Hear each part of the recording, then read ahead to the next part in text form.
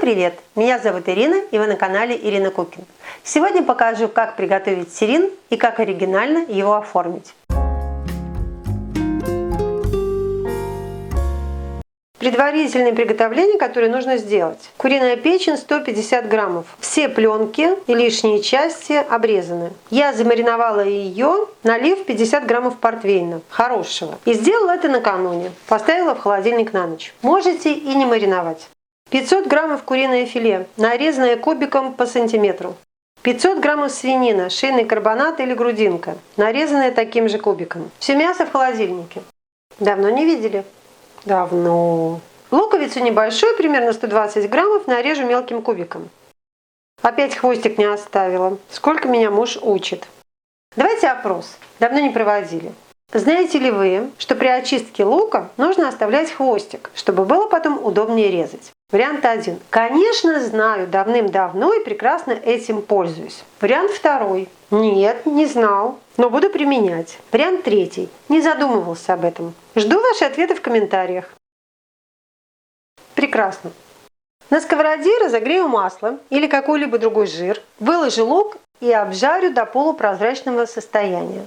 Нагрев держите средний, лук не зажаривайте, здесь он должен быть тушеным. Возьму печень, если замачивали в портвейне, вылейте портвейн в лук и выпарите его. Затем добавьте печень и обжарьте до изменения цвета. Можно добавить сюда какую-то приправу, например, веточку тимьяна. После этого нагрев выключаю и даю полностью остыть. Подготовлю форму, проложу ее рукавом для запекания, смажу растительным маслом. Кстати, его совсем не обязательно делать такой формы. Можно использовать кексовую или специальную форму для терина.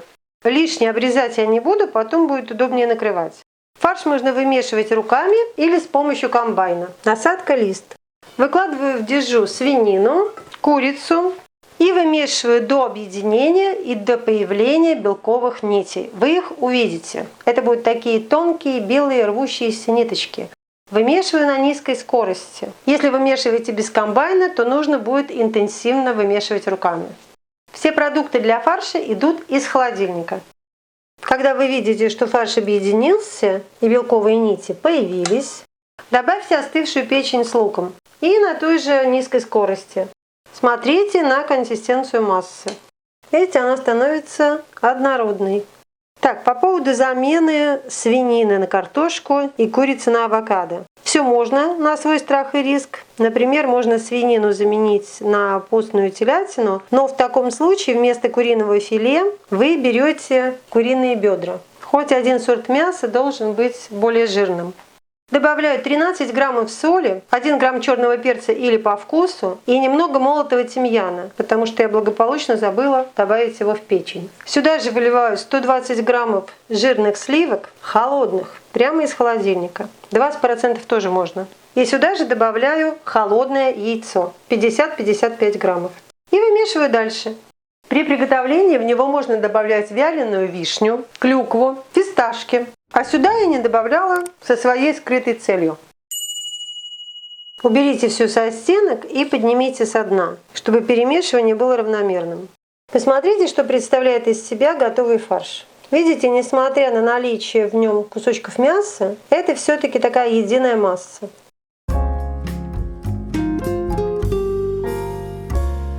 Выкладываю готовый фарш в форму. Постарайтесь утрамбовать фарш, чтобы в нем не было пустот. Ставлю терин в холодную духовку. Включаю ее на 150 вверх-вниз. Оставляю до 76 градусов внутри. Ну или, как всегда, прокалывая, глядя на выделившийся сок. Попробую сориентировать вас по времени. Терин готов. Я его, кстати, открыла. И у меня получилось так. После разогрева духовки он стоял 1,5 часа. Готовый терин накройте, сверху поставьте небольшой груз и уберите на несколько часов или на ночь в холодильник. Итак, терин готов. Осталось только освободить его от пленки и красиво тонко нарезать. Вот так он выглядит на срезе. Это второй, точно такой же, брат-близнец. У меня тут териновая фабрика. Вкусно. Кстати, для тех, у кого семья вообще не приемлет печень, просто не добавляйте. Замените тем же количеством мяса или добавьте, например, говяжий язык. Тоже будет интересно.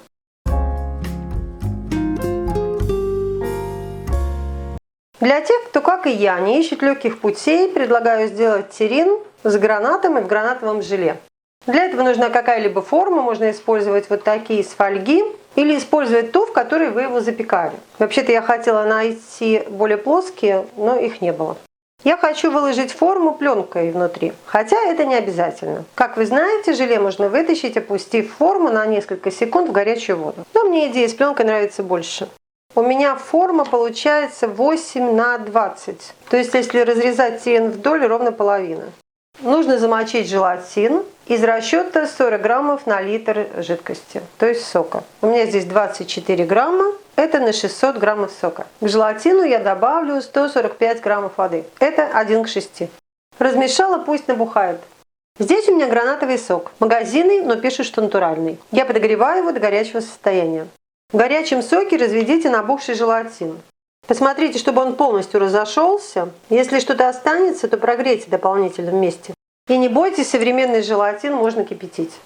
Кстати, если сок кислый, добавьте к нему немного сахара. В общем, сделайте, чтобы он вам нравился на вкус.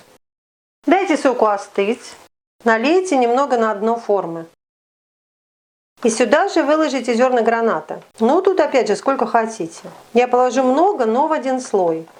Лучше, конечно, выбирать, чтобы гранат был яркий. Но я такой плохой спец по гранатам. Выбирала яркий, а внутри оказался какой-то бледненький. Хотя вкусный. И вот в таком виде строго горизонтально поставьте или в холодильник, или для ускорения процесса в морозильник. А пока я разрезала террин пополам. Мне нужно, чтобы у меня получился кусок чуть меньше, чем дно формы.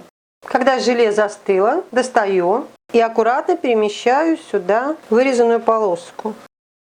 Заливаю террин и аккуратно перемещаю его в холодильник до полного застывания. Ну а пока большой террин застывает, покажу вам еще один вариант, может кому-то понравится больше. Налейте на тарелку немного желе и уберите его в холодильник или морозильник. Когда сок на тарелке застыл, выкладываю тонко нарезанный террин. Полью гранатовым соком, вернее гранатовым желе. И для быстрого охлаждения ставлю опять в морозильник. Морозильник не обязателен. Мне просто все нужно вчера. Немного подморозили, добавьте еще. Я понимаю, что мало кому захочется возиться и добавлять несколько раз, но это было бы идеально. Тогда бы вы покрыли мясо тонким слоем, и к тому же было бы и красиво. И можете делать так, пока хватит глубины тарелки или пока вам не надоест. Нужно добиться, чтобы все мясо было покрыто тонким слоем. Тогда эту закуску вы сможете спокойно хранить в холодильнике и не бояться, что ваш террин заветрится. То есть он будет защищен таким вот красивым и вкусным слоем желе. Для того, чтобы просто полить террин сверху, хватит и 200 граммов сока. Можно использовать пищевую кисточку. Вот, прекрасно.